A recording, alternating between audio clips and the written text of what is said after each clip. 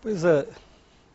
Bom, Dines, me juntando aos demais, eu queria te parabenizar aí pelo aniversário do programa, que ocorre nesse contexto aqui tão bem ressaltado pelos outros. Agora, quanto à questão que você levanta, me parece que é uma situação contraditória. Por um lado, a gente tem no Brasil uma sucessão de acontecimentos positivos que vem desde muito tempo, na verdade, desde a criação do CIAF, né? O Brasil criou um sistema de administração financeira que deu o mínimo de visibilidade às contas públicas, ainda que só para a esfera pública, ainda esse sistema não é aberto para a população mesmo hoje, que deu início a uma série de iniciativas no âmbito da administração pública que trouxeram maior transparência para atos que são de interesse da sociedade. Agora, ao mesmo tempo que isso ocorre, e a Lei de Acesso à Informação Pública, recém-aprovada pela Câmara, que agora depende do Senado, é mais um passo nessa direção, ao mesmo tempo que acontecem todas essas coisas positivas no campo do aumento da transparência, a gente ainda convive com uma série de dificuldades.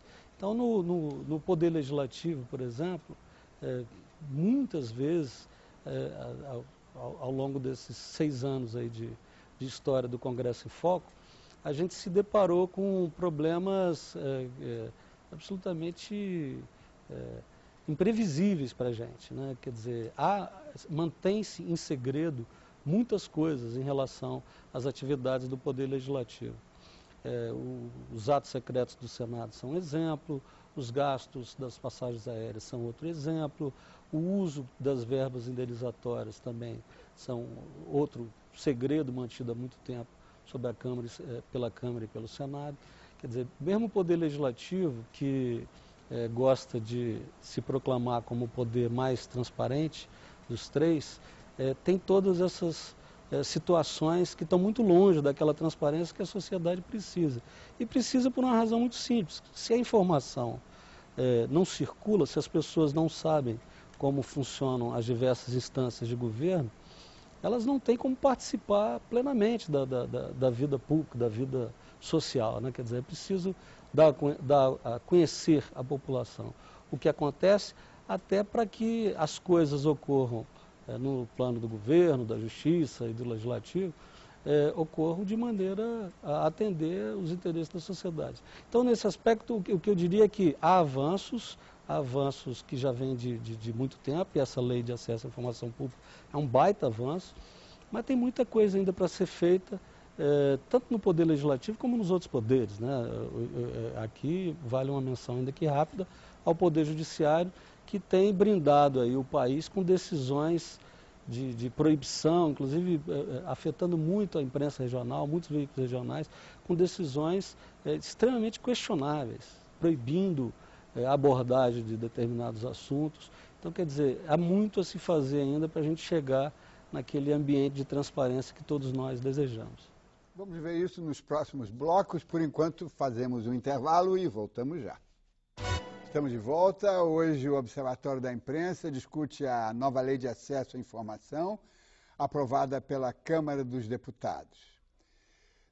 Uma das questões mais polêmicas com a aprovação da nova lei de acesso aos arquivos da ditadura militar. Ao enviar o projeto de lei ao Congresso, o presidente Lula cumpriu a promessa de campanha de garantir o acesso do cidadão à informação pública. O direito está previsto na Constituição, mas agora ganha lei específica. O cidadão pode requerer informações de interesse geral ou pessoal, inclusive em relação à violação dos direitos humanos. Essa lei de acesso à informação, ela democratiza no sentido de que, em primeiro lugar, restringe o tempo em que documentos considerados sigilosos, reservados, os secretos e os ultra-secretos, eles podem ser mantidos fora do conhecimento da sociedade. Existe na lei atual a possibilidade, inclusive, de renovação permanente, que caracteriza sigilo eterno e que violaria um preceito constitucional, o direito à informação. E, nesse sentido, a mudança em curso, que está agora já em fase final de aprovação no Legislativo, ela tem como grande marco a introdução de um item que deixa claro: não podem ter qualquer grau de reserva, qualquer documento versando sobre violações de direitos humanos. Os documentos relativos aos desaparecidos políticos durante a ditadura no Brasil também não vão poder permanecer mais em sigilo. A grande questão é o que está dentro desses arquivos, né? O que está dentro desses documentos. As informações cruciais, as informações que se querem ter, que nós queremos ter, essas não estão lá, né? Que informações? Onde foram enterrados os desaparecidos, os chamados desaparecidos políticos? O que aconteceu com eles? Em que circunstâncias foram presos? Quem mandou prender? Quem torturou? Quem matou? Essas informações, né, essas são as informações que a sociedade brasileira quer saber, e essas não estão lá no arquivo, nos arquivos, né? Nós temos ainda muitos desaparecidos que não se tem notícia de onde foram localizados, onde foram levados os corpos. Exemplo, o deputado Rubens Paiva, todo mundo ouve que ele foi morto, jogado de um avião, foi esquartejado, e outros, né? Então, é que se espera, e também, por exemplo, pessoas que tiveram na guerrilha do Araguaia, que ainda estão desaparecidas, nós temos a expectativa de que isto efetivamente venha à luz e identifique aqueles que até hoje precisam, pelo menos, ser identificados. Guilherme Canella, eu estou aqui com o projeto de lei de acesso, é um documento enorme, são 6 capítulos, com 38 artigos, tudo muito previsto, não é? Como sempre, as leis brasileiras são muito casuístas, né?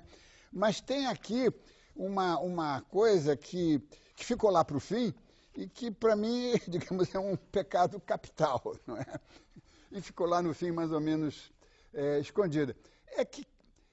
Quem é que vai administrar o acesso à informação? É a CGU? Aqui está dito que vai ser constituída uma comissão junto à Casa Civil que vai estudar isso, quer dizer, então vai se criar um organismo distante do governo, ou vai ser um organismo dentro da esfera governamental, e aí não vai ficar uma coisa mais ou menos sujeita aos caprichos dos interesses políticos. Em suma, eu queria que você, inclusive com base nas experiências de outros países, como é que funciona, digamos, essa administração da informação? Olha, Diniz, essa é uma excelente pergunta. Na verdade, quem pôde acompanhar os debates, tanto no momento da concepção desse projeto pelo Poder Executivo, portanto, ainda antes de ser enviado para o Congresso Nacional e depois dentro dos debates da Câmara dos Deputados, esse era um dos elementos mais discutidos pelos especialistas, pela sociedade civil, pelos próprios parlamentares, ou seja, haverá ou não haverá um órgão chamado independente, ou se não um órgão, um mecanismo independente de regulação dessa matéria, uma vez que as regras do jogo estejam definidas. A escolha que foi feita, ou pelo menos até o momento, na Câmara, é para que o mecanismo recursal, né, ou seja, se caso o cidadão ele discorde da decisão daquele órgão público específico que detém a informação, então o Ministério da Educação, da Saúde, da Defesa, o que seja, ou a Secretaria Estadual do tema XYZ, no caso do governo federal, se o cidadão discordar da decisão, ele pode recorrer à Controladoria Geral da União, a CGU, que vai ser, então, uma espécie de instância dentro da administração pública federal para dar essa última palavra. E ainda haverá esta comissão a qual você fez referência, que é uma comissão de classificação de parte desses documentos, né?